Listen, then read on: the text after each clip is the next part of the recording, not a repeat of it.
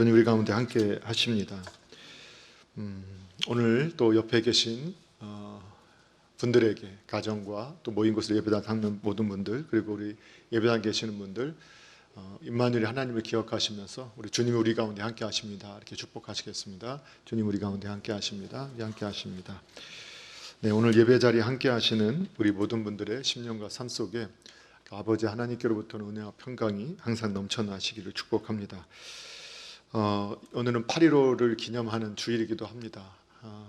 우리나라 민족 가운데 참 아픔의 비극의 역사가 있었지만 하나님의 은혜 안에 이렇게 해방의 기쁨을 누리고 또 여기까지 올 수 있게 되었습니다. 역사를 잊은 민족은 소망이 없다고 했는데 대개 그 과거의 역사를 가지고 그 제국이나 이웃의 나라들을 우리가 여전히 비난하고 비방하고 탓하는 이 정도의 수준이 이제는 아니라 정말 하나님 앞에서 그것을 뛰어넘는 그러한 믿음을 갖기를 소원하고 정말로 다시는 종의 멍에를 매지 아니하고 하나님 나라 위에 우리나라 우리 민족이 정말 영광스럽게 쓰임받기를 소원하면서 정말 나라 민족을 위해서 기도하는 사명자, 제사장으로 우리가 부름받았음을 믿으시고 교회된 성도로서 항상 우리의 가슴에는 나라와 민족을 품고 기도하시고 주님의 다시 오실 길을 예비하는 일에 우리 쓰임받는 저와 여러분, 우리나라 민족이 되어지기를 주님의 이름으로 축복합니다. 우리가 이제 십계명 함께 말씀을 상고하면서 지난주에 제1계명을 가지고 너는 나 외에 다른 신들을 내게 두지 말라라는 제목으로 함께 말씀을 상고하면서 그 1계명이 명하는 것과 금하는 것에 대해서 간략하게 살펴봤습니다. 그리고 오늘 그 두 번째 시간으로 우리에게 우상에 대해서 좀 더 자세히 오늘 말씀을 나누는데 일반적으로 우리가 가지고 있는 우상에 대한 오해, 그리고 우상 숭배가 무엇인가에 대한 성경적인 대답과 그리고 현대의 우상은 어떤 것이 있는지를 함께 살펴보도록 하겠습니다. 우리가 이제 십계명을 공부하면서 십계명을 조문까지 다 외울 수는 없지만 그 순서들을 그래도 이러한 내용이 이런 순서대로 진행된다, 이것을 함께 알고 외우기를 원하는데 우리 같이 한번 또 십계명을 같이 한번 이렇게 보시면서 읽어보도록 하겠습니다. 우리 함께 읽도록 하겠습니다. 시작. 너는 나 외에는 다른 신들을 내게 두지 말라. 너를 위하여 새긴 우상을 만들지 말라. 너는 내 하나님 여호와의 이름을 망령되이 일컫지 말라. 안식일을 기억하여 거룩하게 지키라. 내 부모를 공경하라. 살인하지 말지니라. 간음하지 말지니라. 도적질하지 말지니라. 내 이웃에 대하여 거짓 증거하지 말지니라. 내 이웃의 집을 탐내지 말지니라. 아멘. 예, 그 10가지 이 내용은 신앙 사도신경의 내용을 바로 알고 하나님을 믿고 예수님을 영접한 그 백성들이 하나님의 백성으로서 어떻게 살아가야 하는가를 가르쳐주는 우리의 삶의, 성도의 삶의 방식을 가르쳐주는 내용이다. 하나님 사랑, 이웃 사랑에 대한 핵심 내용을 가지고 있는 것이다 라는 것을 살펴봤습니다. 그래서 제1계명을 통해서 하나님은 오직 하나님만이 참 하나님이시기 때문에 우리가 섬겨야 할 대상은 하나님 한 분, 예배의 대상은 하나님 한 분이다. 그리고 우리가 진정 믿음을 가진 사람이라면 결론적으로 하나님이 우리를 위해서 존재하는 것이 아니라 우리가 하나님을 위해서 존재해야 한다라는 결론에 이르게 되고, 우리가 섬겨야 할 하나님은 성경에 계시되어져 있는 유일하신 참 하나님 한 분밖에 없다라는 것을, 그분만이 우리의 섬김의 대상이요 예배의 대상이라는 것을 살펴봤습니다. 그러면서 성경이 1계명이 금하는 것은 바로 우상을 숭배하는 것을 금하는데, 오늘 먼저 첫 번째 그 우상에 대해서 좀 더 나누면서 일반적인 사람들이 가지고 있는 이 우상 숭배에 대한 오해된 생각들이 있습니다. 이 우상 숭배에 대해서 오해하는 생각이 뭐가 있는지를 함께 찾아보는데, 먼저는 어떤 사람들은 우상이라는 것은 어떤 형상을 만들어 놓고 섬기는 것이라고 생각을 합니다. 그러니까 우상은 어떤 형상을 만들어 놓고 섬긴다, 절하는 것이다, 이렇게 오해를 합니다. 물론 우리가 많은 종교에서 어떤 그 상대를 만들어 놓고 그 앞에서 절을 하거나 또는 열심을 다하는 모습을 통해서 이렇게 그 신께 나아가는 모습을 보면서 그것을 우리는 우상 숭배다라고 정의할 수 있습니다. 그런데 문제는 그것만 우상 숭배라고 생각하는 데에서 잘못이 오게 됩니다. 이러한 생각을 하게 되면 문제는 자신은 어떠한 형상도 만들지 않았고 그러한 형상에게 절하거나 그러한 형상을 섬기지 않았기 때문에 나는 우상을 숭배하지 않고 있고 나는 우상 숭배하고는 아무 상관이 없는 사람이다라고 생각할 수 있다는 겁니다. 그래서 어떤 형상을 만들어 놓고 섬기지 않아도 성경은 얼마든지 우리가 우상을 숭배할 수 있다라고 우리에게 경고하고 있는 것을 우리는 생각을 해야 합니다. 또 다른 이런 잘못된 오해가 있는데 이것은 무신론자라고 주장하는 사람들의 잘못된 생각입니다. 이 무신론자들은 스스로 말하기를 하나님까지도 나는 인정하지 않는다. 신이라는 것은 존재하지 않는다고 나는 생각한다. 그런데 이런 생각을 하고 있는 내가 어떻게 우상을 숭배하고 섬기겠는가라고 말들을 하는 것이죠. 그러나 이러한 생각도 우상에 대한 개념이 처음 말씀드렸던 것처럼 어떤 형상을 만들어 놓고 내가 그것을 섬긴다라고 생각하기 때문에 이러한 생각을 하게 되는데 성경이 말하는 우상의 개념을 잘못 알고 있기 때문입니다. 그래서 이러한 부분도 나는 무신론자이기 때문에 우상을 숭배하지 않는다라고 생각하는 것도 잘못된 생각입니다. 특별히 이제 한 가지 더 살펴보게 되면 우리 신앙인들이 갖게 되는 잘못된 생각입니다. 그게 뭐냐면 나는 신앙인입니다. 예수님을 믿고 있습니다. 예배자입니다. 그런데 내가 어떻게 우상을 숭배할 수 있고 섬길 수 있겠습니까? 나는 우상과는 전혀 관계가 없는 사람입니다 라고 고백하는 것입니다. 더군다나 더 나아가서 나는 교회 목회자요, 장로요, 권사요, 집사요 이렇게 교회의 직분자인데 내가 어떻게 우상을 숭배할 수 있겠습니까? 라고 생각하는 것입니다. 그러나 오늘 저희들이 함께 읽으신 이 본문 말씀 출애굽기 20장에서 이 말씀을 받아야 하는 1차 독자는 누구냐? 바로 구원받고 출애굽한 이스라엘 백성이었습니다. 오늘날로 말하면 하나님의 은혜 가운데 예수님을 믿고 구원받은 저와 여러분에게 하신 말씀이라는 겁니다. 하나님이 우상을 섬기지 말라고 명령하셨을 때 이 명령은 믿지 않는 사람들에게 먼저 말한 것이 아니라 택함받고 구원받은 하나님의 백성에게 하셨던 말씀이라는 것을 우리는 기억해야 합니다.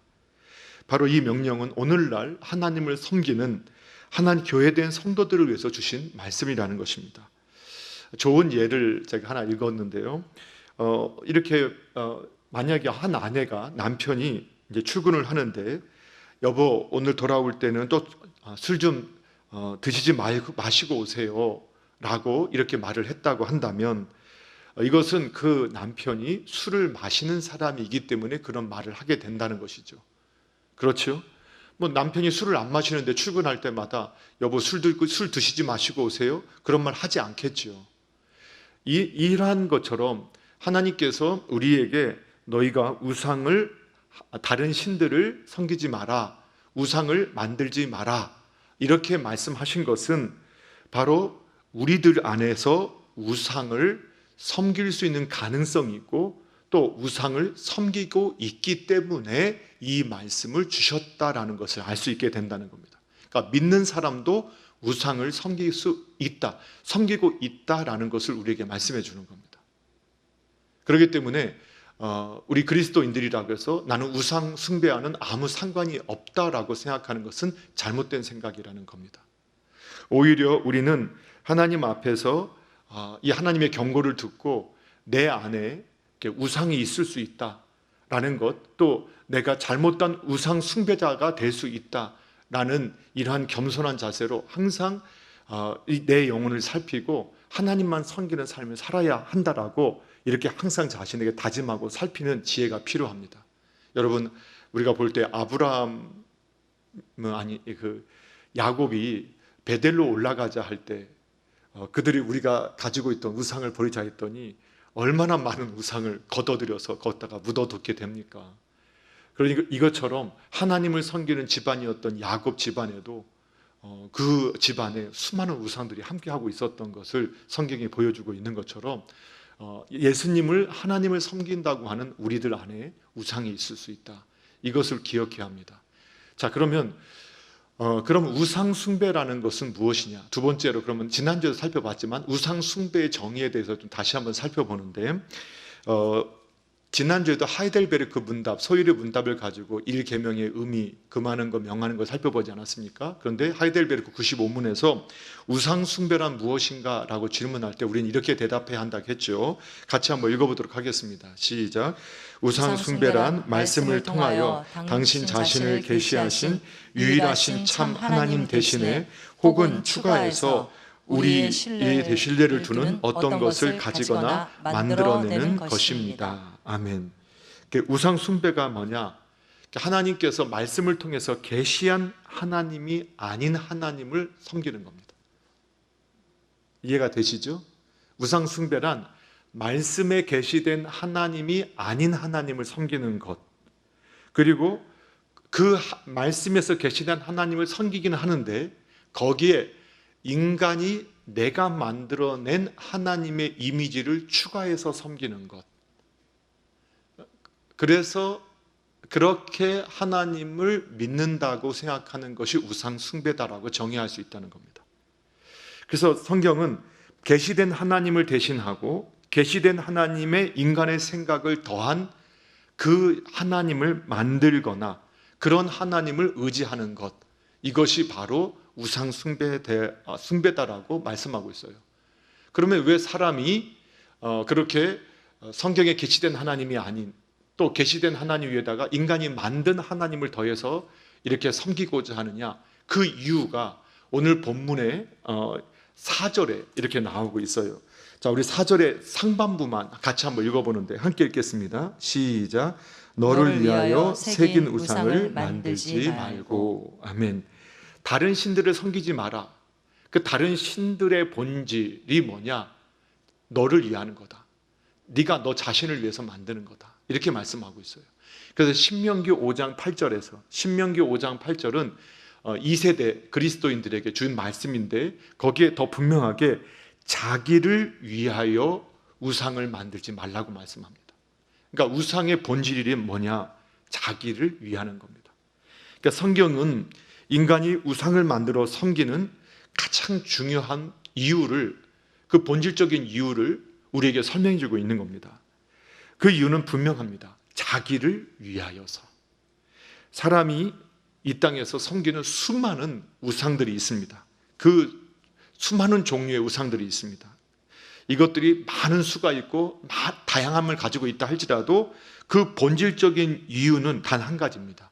자기를 위해서라는 겁니다. 자기를 위해서. 이것은 뭐 특별한 건 아닙니다. 우리 신앙인들은 이미 다 정리하고 계시는데요. 아담과 하와가 처음 타락할 때 마귀가 그를 타락시키려고 유혹할 때 가장 그 선악과를 따먹으러 하면서 유혹했던 게 뭔지 기억나시죠? 예, 뭐라고 말하면서 선악과를 따먹으라 했죠? 예, 이것을 따먹으면 어떻게 된다겠어요? 네, 하나님처럼 될 것이다. 그러니까 사람의 마음속에 하나님보다 조금 못하게 창조되었던 피조물인 사람이 그 마지막 자리까지 탐내서 욕심을 내서 하나님처럼 되고 싶어서 그 마귀의 말을 따라 선악과를 따먹음으로 타락하고 죄를 범하게 되었던 것을 저희가 보게 됩니다. 그래서 죄의 본질이 뭐냐? 그리고 하나님처럼 되고 싶은 겁니다. 자기가 하나님의 자리에 앉고 싶은 겁니다. 그 우상의 본질은 뭐냐? 자기가 하나님 자리에 앉는 겁니다. 우상의 본질은 자기가 하나님 자리에 앉는 것. 이것을 우리에게 말씀해 주고 있습니다. 결국은 이 죄를 범하고 타락한 사람은 하나님을 섬기고 예배하는 삶이 아니라 오직 자기만을 위하고 자기만을 사랑하고 자기만을 섬기는 그러한 존재가 되었다라는 것을 성경이 우리에게 말씀해 주는 겁니다. 이것이 그런 삶 자체가 이미 우상 숭배의 삶입니다. 그렇기 때문에 나는 어떤 형상을 만들지 않고 그것을 섬기지 않아. 나는 그러니까 우상 숭배하고 나는 상관이 없어. 아닙니다. 자기를 위하고 자기를 사랑하고 자기만 섬기는 사람, 자기의 영광을 위해 사는 사람은 우상 숭배자라는 겁니다. 나는 무신론자야, 나는 신이라는 것 자체를 인정하네. 그는 자기를 믿는 거죠. 오직 자기만 생각하는 사람이죠. 그게 우상 숭배자라는 겁니다. 그리고 오늘 많은 사람들이 나 교회당 다녀요, 예수님 믿고 있어요, 나 열심히 교회에서 예배하는 사람이에요. 그런데 많은 교회당에 출석하는 사람들이 종교인이 된다는 겁니다. 수많은 이 땅의 종교와 우리 기독교 신앙이 다른 것은 어디에 있느냐? 세상의 종교는 내가 어떤 신을 우리가 깎아놓든 만들든 어떤 사상을 가지고 만들어냈든 간에 그 신을 감동시키고 그 신을 내가 설득하고 또 그 신을 내가 조정해서 내가 원하는 것을 얻어내겠다. 이것이 바로 이 세상의 종교이고 또 이것이 우상의 특징입니다. 그런데 교회당 안에도 하나님께서 나에게 베푸신 구원의 은혜에 감격하고 그리고 내가 받은 그 구원의 은총에 감사해서 마땅히 하나님을 섬겨야 하는 것. 그래서 우리가 십계명이 뭐라 하겠습니까? 사도신경의 내용을 바로 알고 믿는 사람이 어떻게 살아야 하는가를 배우고 가르치는 것. 그것이 바로 십계명이라고 했습니다. 그래서 우리가 서론에 말씀드렸던 것처럼 사도신경의 그 믿음의 내용을 바로 알고 하나님을 우리가 믿는다면 우리는 이제부터는 나를 창조하신 창조주 하나님, 전능하신 그 하나님 아버지, 나를 구원하신 우리 주 예수 그리스도, 내 속에 나와 함께 하시는 그 성령님을 위해서 내가 존재하는 것이지 하나님이 나를 위해 존재하는 것이 아니다라는 결론에 내리는 것이 마땅하고, 그래서 하나님만 섬기라, 이것은 하나님만 예배해라, 하나님께만 영광을 돌려라, 오직 하나님을 사랑하고 이웃을 사랑하는 삶을 살아라, 같은 맥락으로 우리가 이해할 수 있다고 했습니다.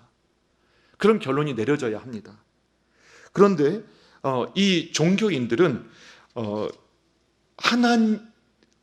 교회당 안에 있어도 하나님을 하나님처럼 섬기지 않고 우상처럼 섬깁니다.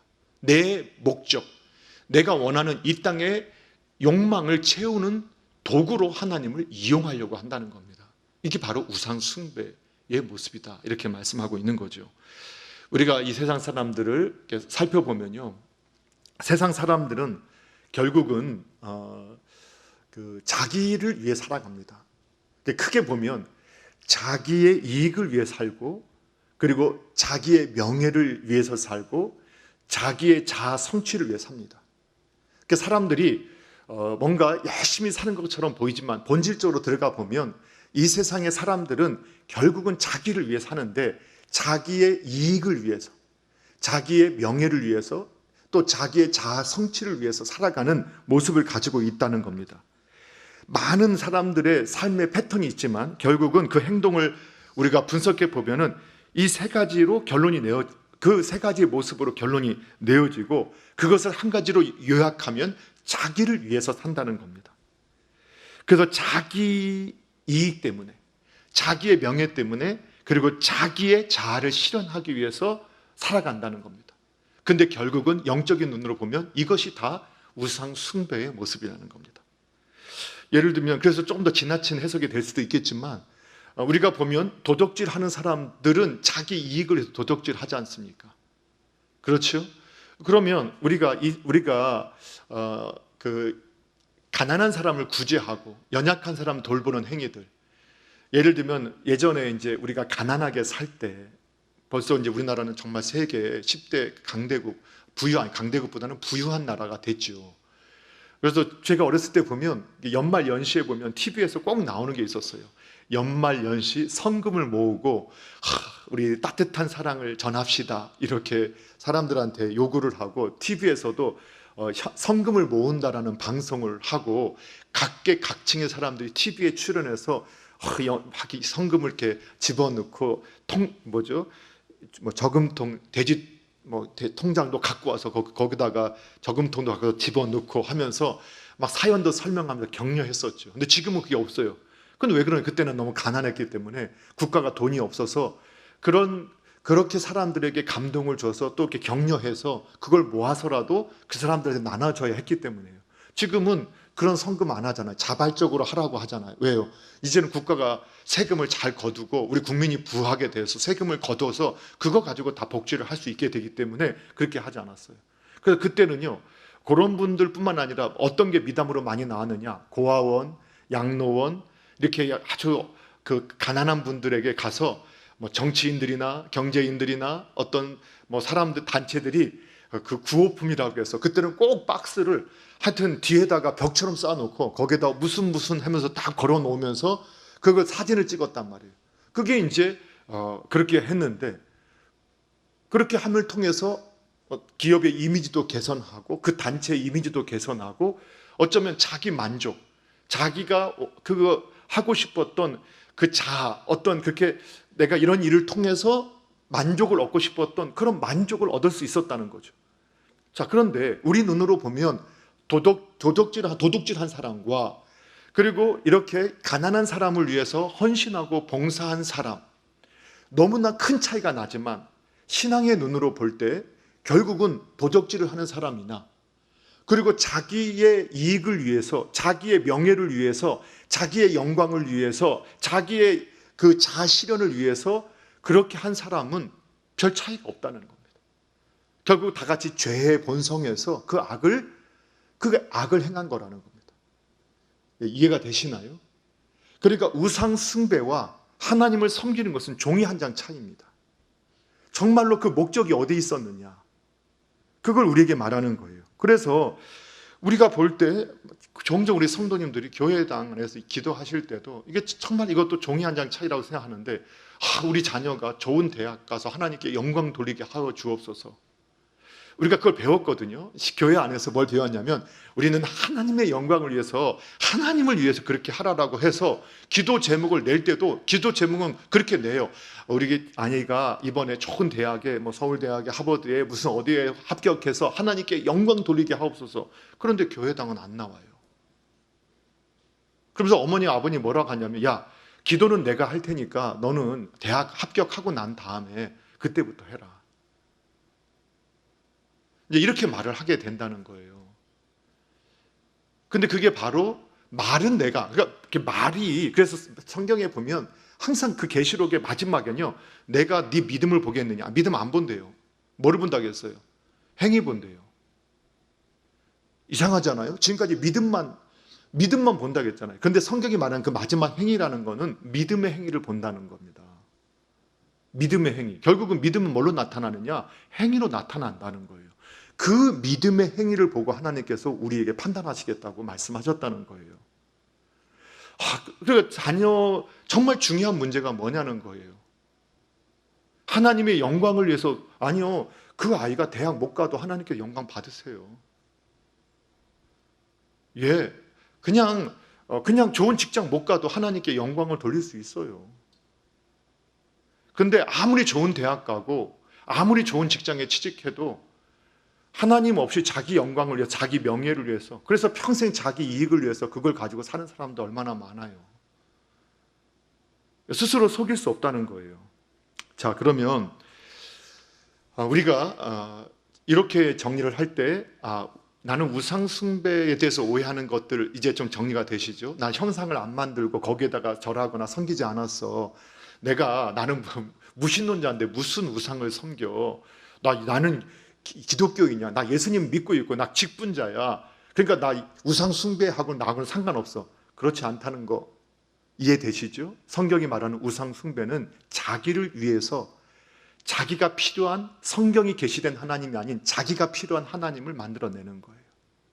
그리고 성경이 계시된 하나님뿐만 아니라 그거는 이제 좀 믿음이 좋아 보이는 분들이 그렇게 믿는 것처럼 보이는데 거기에 내가 또 만들어낸 하나님을 플러스해서 믿는 거라는 거예요.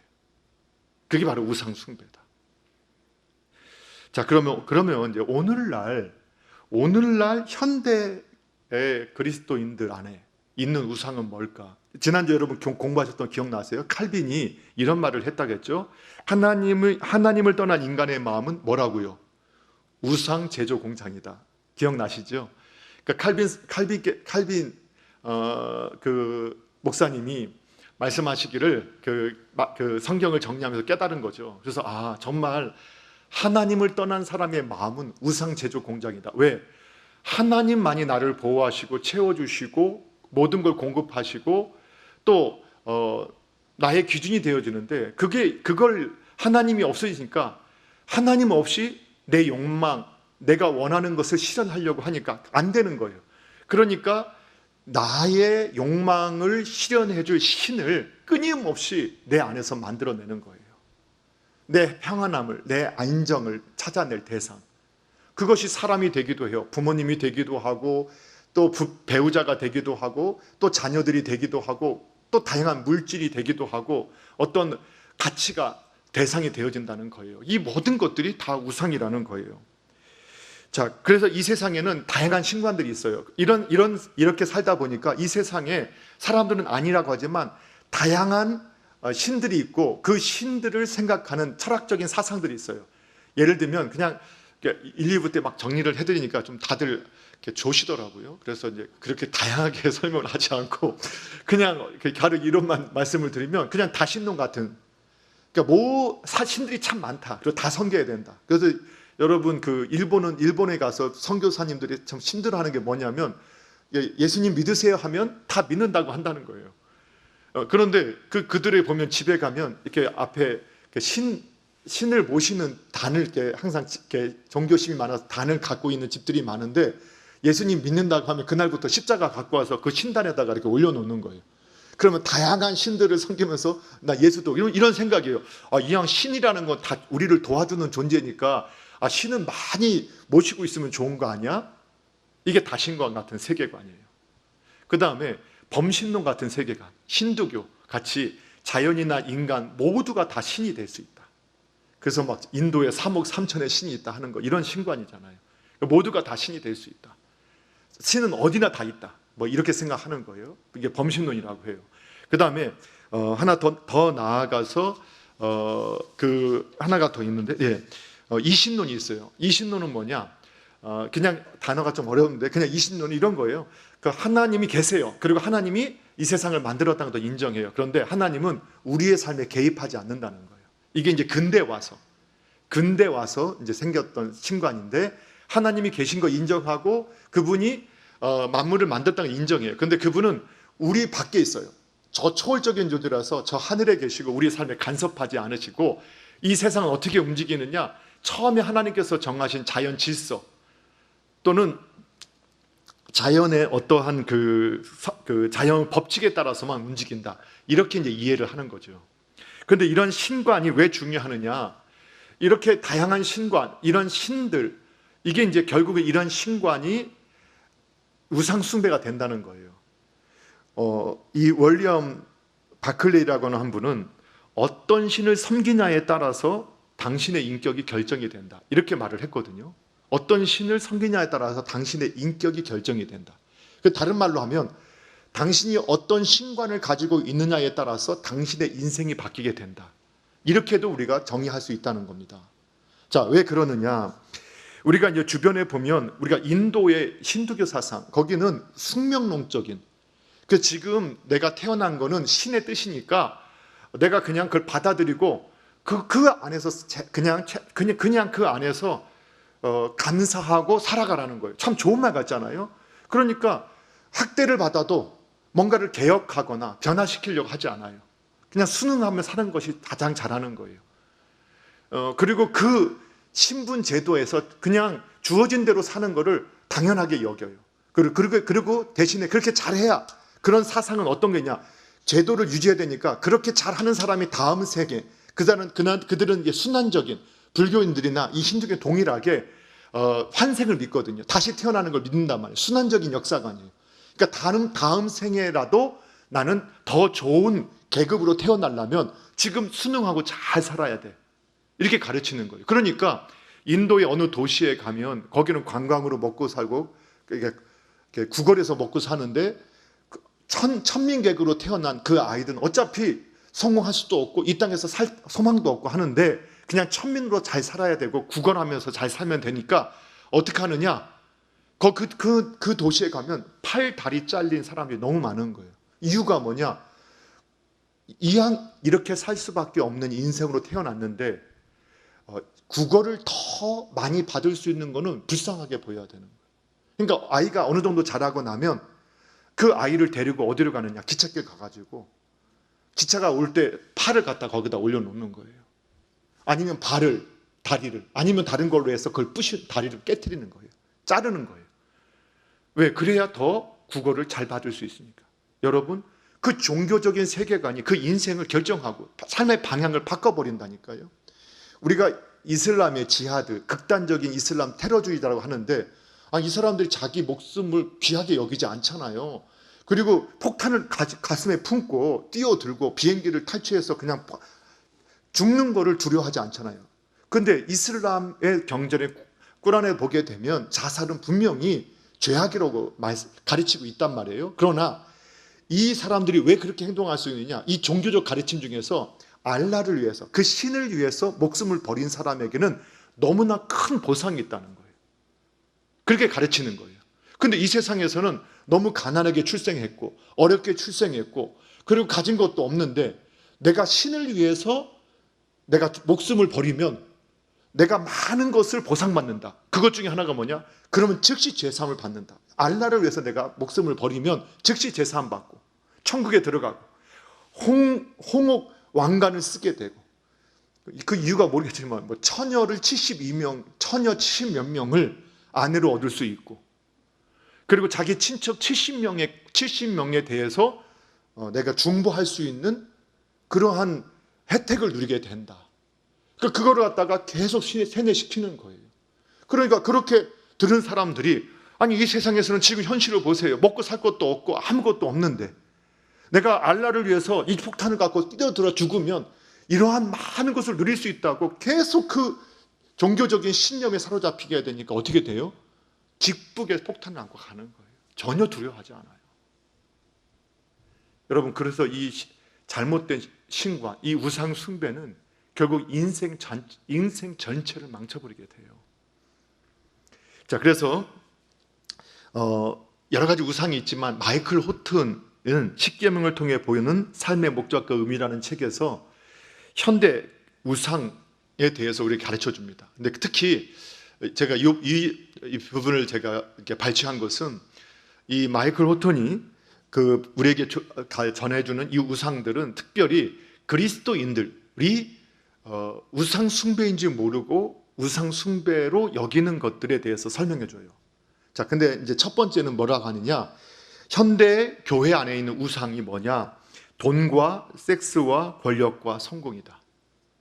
근데 이거는 너무 많이 들어보셨죠? 교회 안에 돈, 섹스, 명예, 또 이런 성공, 권력 이런 것들이 그냥 우상으로 이미 자리 잡고 있다. 그래서 교회가 이미 이렇게 뭐랄까요? 공격받고 핍박받는 곳이 아니라 어느 순간 성장해서 사회 주류 계급으로 편입되어지는 순간부터 교회당 안에서 이미 부와 명예와 그리고 성공과 권력을 갖고자 하는 욕망의 자리가 된 거예요. 중세 교회처럼. 이런 것들이 있을 수 있다는 거죠. 충분히 이해하시죠? 이 부분은요. 다른 설명이 필요 없어요. 그런데 이제 이 마이클 호튼이 몇 가지, 이제 세 가지를 더 강조하는데 이 부분이 제가 볼 때는 아주 중요한 부분이라서 설명을 드리면 두 번째 그 마이클 호튼이 현대 교회의 우상으로 보는 것이 뭐냐? 믿음을 믿는 믿음이라는 거예요. 말장난이 아니라 믿음을 믿는 믿음. 이게 뭐냐? 믿음의 힘을 믿으라고 가르치는 거예요. 믿기만 하면 된다. 여러분 긍정의 힘을 믿어라. 이게 이제 믿음을 믿는 믿음이에요. 앞에 하나님의 이름을 붙여요. 우리가 다 배웠어요. 그래서 예전에도 우리 앞에도 말씀드렸잖아요. 하나님의 영광을 위해서 합격하게 해주세요. 하나님의 영광을 위해서 이렇게 하게 해주세요라고 말은 하지만 사실 그게 목적이에요. 하나님의 영광 아무 상관없어요. 마찬가지로 믿음의 힘을 믿어라. 결국은 뭐냐? 이 땅에서 잘 될 것을 믿으라는 거예요.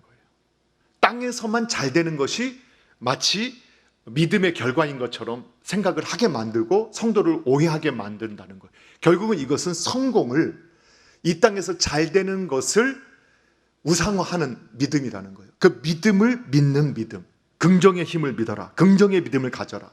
근데 제가 이제 성도님들이 그런 거 잘못됐다, 어떻게 우리가 설명할 수 있느냐. 이제 사도 바울이 평생 질병을 가지고 살았어요. 이 믿음의 힘을 믿는, 긍정의 믿음을 가지고 있는 사람은 질병 걸리면 안 돼요. 질병이 있으면 저주받은 거예요. 일찍 죽으면 안 돼요. 저주받은 거예요. 잘 돼야 돼요.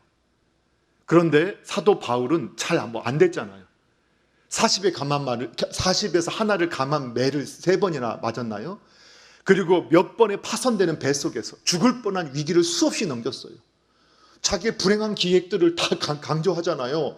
그러면 이 사람은 어떻게 믿음의 사람이 아니었나? 믿음이 없었나? 어떻게 그런 일을 겪었나? 그리고 그 몸에 병이 있었잖아요. 그 병을 하나님께 없애달라고 3번이나 기도했는데 결국 안 없애주셨어요. 다시 말하면 바울은 평생 동안 그것이 안질인지 그것이 언청인지 그것이 간질인지는 정확히 알지 못하지만 어쨌든 그가 하나님 앞에 가는 순교하는 그날까지 그 병을 달고 살았어요. 기억하십시오. 우리 성도님들이 어떠한 눈에, 어떠한 귀에, 내장에 어떠한 병이 있다고 해서 그 믿음 없어서 온 게 아니란 말이에요. 성경에 보면 또 한 가지 예를 들어보면 열왕기상 14장 같은 보면 여로보암의 아들들 중에서 아비야가 있어요. 그런데 병들어 죽게 돼요. 그래서 예전에 자기를 왕 되게 할 것이라고 기름 붓고 했던 예언하고 기름 부었던 아히야라는 선지자한테 보내죠. 사람을 보내요. 그랬더니 이 아히야가 뭐라고 예언을 하느냐? 야, 너희 집은 내가 하나님께서 기름 부어 세웠는데 하나님의 뜻을 이루지 않고 하나님을 섬기지 않고 너도 우상 숭배자가 됐다. 너희 집안을 내가 다 멸할 것이다. 그런데 네 자녀들 중에서 오직 아비야 하나만 나를 경외했다. 그래서 아비야만 편안하게 무덤에 내려가기 위해서 하나님께서 질병을 주셨다는 거예요. 제 말이 아니라 성경의 말씀이라니까. 그 집안을 다 칼로 망하게 하고 비참하게 다 멸하실 건데 아비야 하나만 하나님을 경외했대요. 그래서 어린 아이, 그 소년의 때이겠지, 그 큰 나이가 아직은 정확히 나오지 않기 때문에 성경에 그 아들, 그 자녀, 그 가족 중에서 유일하게 하나님께서 그 아이만 병들게 해서 죽게 하는 거예요. 왜? 편안하게 무덤에 가도록. 근데 긍정의 신학을 가지면, 이런 믿음을 믿는 믿음을 가지면 그건 다 불행이에요. 다 저주예요. 그리고 이렇게 말하는, 믿음이 없으니까 그렇게 됐지. 믿기만 하면 다 되는데. 물론 하나님을 믿는다라고 말을 하죠. 근데 잘 되는 걸 믿는다는 거예요. 여러분, 여기는 하나님 절대 주권이 없어져 버려요. 우리는 하나님 절대 주권을 믿잖아요. 진정한 긍정의 믿음은 뭐냐? 이미 나는 복을 가지고 있다. 예수님을 믿는 지금이 나는 복을 누리고 있고 복의 삶을 살고 있는 것이다. 그래서 나는 어떠한 위협이나 어떤 환경에서도 내 신앙을 포기할 수 없다. 그게 바로 복을 누리는 신앙이라는 거예요. 성경이 말하는 복을 누리는 신앙은 그 믿음에서 뭔가 원하는 걸 얻는 게 복을 누리는 신앙이 아니라 예수님을 믿고 있는 지금이 나는 복 있는 사람이다라는 걸 믿는 거예요. 그래서 이 신앙에 대해서 어떠한 어려움이 오거나 아니면 이 신앙 때문에 어떠한 큰 유익을 누려도 그것 때문에 내가 신앙을 변질하지 않겠다. 왜? 눈을 뜨면 나는 천국에 있을 거니까. 그걸 믿는 것이 바로 참된 믿음이지, 믿음을 믿는 믿음은 우상이라는 거예요. 자, 그리고 또 한 가지가 있어요. 체험을 믿는 믿음이에요. 이거는 하나님에 대한 내 생각을 내가 가지고 있는 건데요. 이것도 체험 신앙이라는 걸 오해해서 하나님의 말씀대로 살아서 그걸 경험하는 삶이 아니라 내가 경험한 거를 절대화하는 거예요. 계시된 하나님을 믿는 게 아니에요. 여러분 11조에서 복 받은 분 계세요. 근데 그것이 오직 그분은 11조만 얘기해요. 11조 했더니 복 받았다. 그리고 어떤 분은 새벽 기도를 열심히 해서 복 받은 분이 있어요. 복을 누린 분이 있어요. 근데 그분은 새벽 기도만 얘기해요. 어떤 분은 큐티를 했어요. 큐티를 해서 참 은혜를 경험하고 많은 걸 깨닫고 복을 누렸어요. 근데 그분은 큐티만 얘기해요. 그리고 그거 안 하면 마치 저주받을 것처럼 공포심을 조장해요. 그런 하나님이 어디 계세요? 그런 하나님이 어디 계세요? 그거는 우리의 신앙의 유익을 위해서, 하나님의 나라를 위해서 하나님께서 우리에게 말씀하신 거예요. 그 믿음대로 순종한 결과이지, 그 행위, 그 믿음대로 순종한 그 믿음의 행위의 결과였지, 그것 때문에만 아니었단 말이에요. 이해가 되시나요? 그런데 많은 크리스천들이 이렇게 말하는 거예요.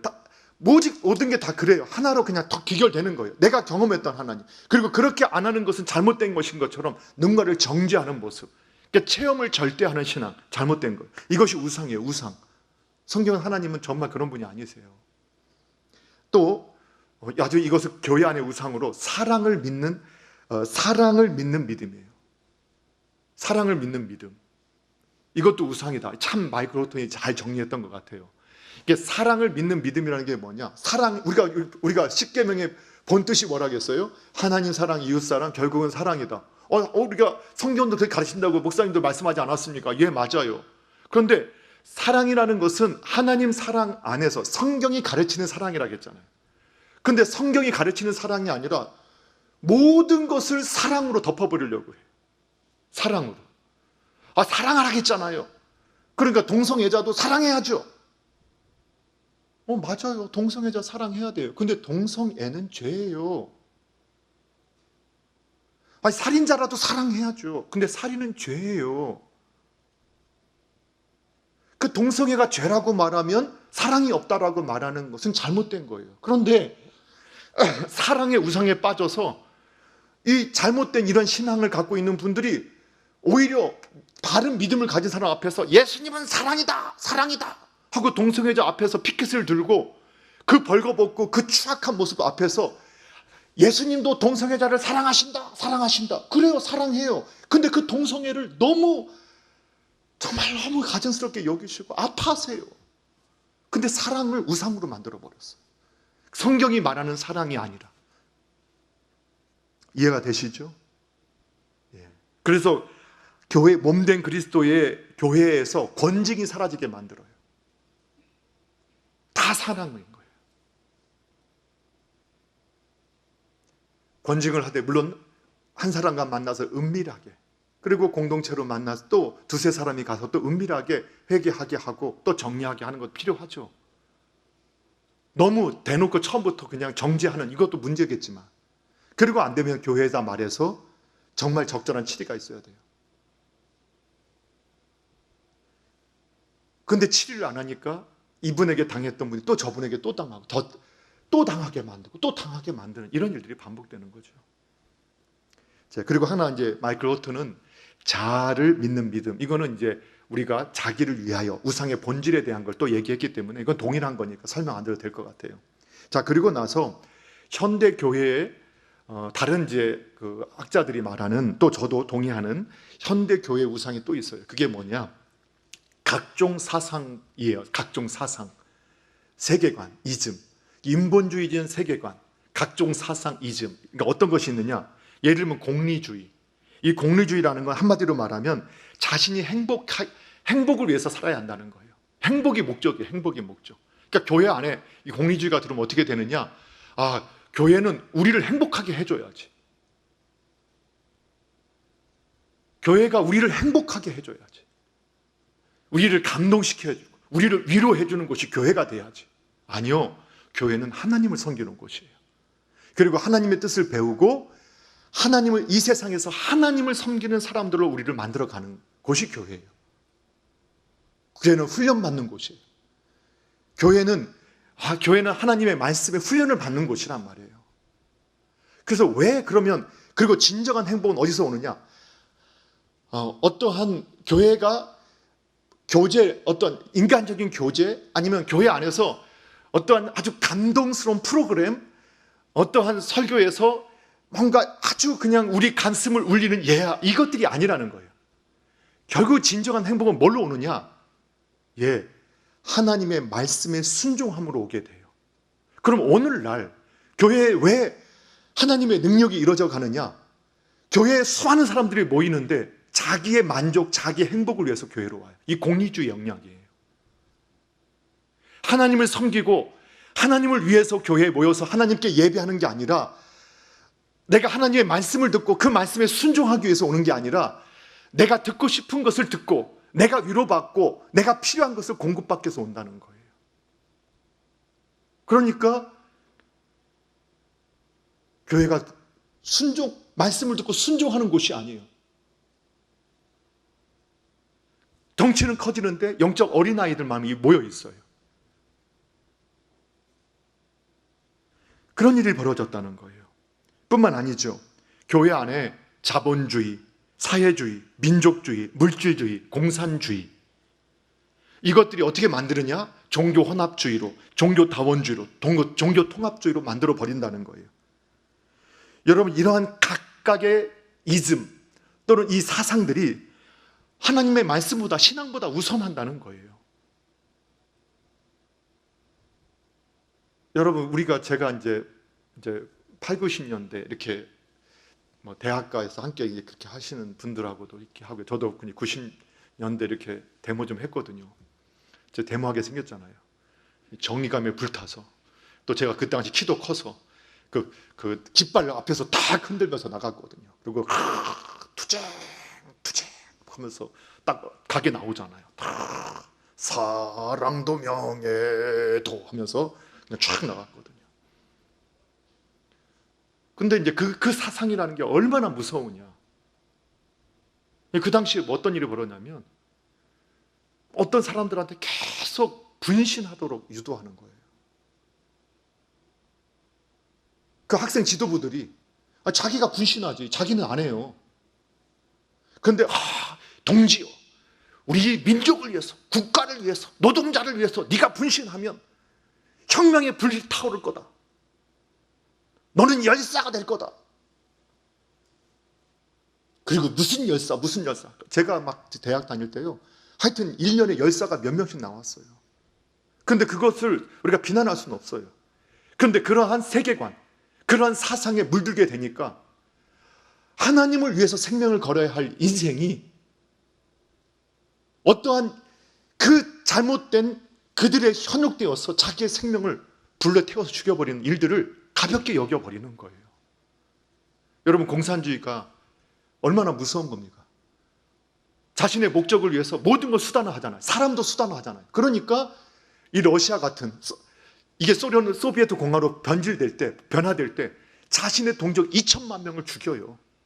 사람이 존재하지 않은 거예요. 그냥 자신들의 그 이상적인 가치를 이루는 일의 도구예요. 그래서 이 공산주의 사상, 사회주의에 물들어 있는, 극단적인 사회주의에 물들어 있는 사람 보세요. 거짓말을 밥 먹듯이 해요. 왜 그렇게 할까요? 그 거짓말을 부끄러워하지 않아요. 얼마나 뻔뻔스럽게 하는지 몰라요. 예전에 했던 말과 지금의 말이 정확히 반대되는데 부끄러워하지도 않고 회개하지도 않고 사죄하지도 않아요. 왜 그럴까요? 자신의 목적을 이루는 것에 거짓말은 하나의 수단이에요. 정답. 내 가치, 내 이상을 실현하는 것에 그것은 도구이니까 부끄러운 게 아니다. 오히려 정당하다고 스스로 생각하는 거예요. 그 사상이 있으니까. 그럼 크리스천들을 보세요. 여러분, 작은 거짓말만 해도 가슴이 찔려요, 안 찔려요? 무조건 찔린다고 하셔야 돼요, 여기서는. 그러니까 안 찔리면 그 이상한 거예요. 정직한 하나님 앞에서 우리는 작은 거짓말만 해도 막 가슴이 떨리는데, 얘네들은 거짓말을 밥 먹듯이 하고 거짓말을 잘하는 게 영웅이에요. 그리고 다른 생명을 빼앗고 다른 것을 착취하는 것을 당연하게 여기는 거예요. 그 사상이라는 게 그렇게 무서워요. 그런 사상이 교회에 들어와요. 교회의 본질을 잃어버려요. 이런 것들이 참 위험하다. 현대 교회 우상, 각종 사상이즘, 자본주의, 민족주의도 아주 위험하죠. 민족주의가 정말 극단으로 갔던 게 파시즘이었잖아요. 제가 참 안타까운 거는, 하도 우리나라가 헬조선 제가 당단해서 그렇지 않습니다. 나가보십시오. 우리나라가 전 세계에서 부름을 받는 나라입니다. 이렇게 외쳐도 계속 헬조선 했었거든요. 근데 요즘은 모든 내용에 보면 아주 국뽕이라는 것처럼 마치 그래서 우리나라를 부끄럽게 하는 말들은 해서는 안 될 것처럼. 그게 나치즘의 출발입니다. 또 흥분할 필요는 없죠. 그런데 어쨌든 그렇게 교회 안에 그것이 들어와요. 그래서 그 당시에 나치즘으로 물러갈 때 루터파 교회가 적극적으로 그렇게 동의했단 말이에요. 아니 일반 시민이 아니라 교회가 앞장서서 히틀러를 위해서 기도하고, 그리고 이런 것들도 좀 조심해야 됩니다. 그리고 중독, 각종 중독 있죠. 뭐 오락의 중독, 뭐 성의 중독, 관계 중독, 술 중독, 이런 중독이 우상이 될 수 있다.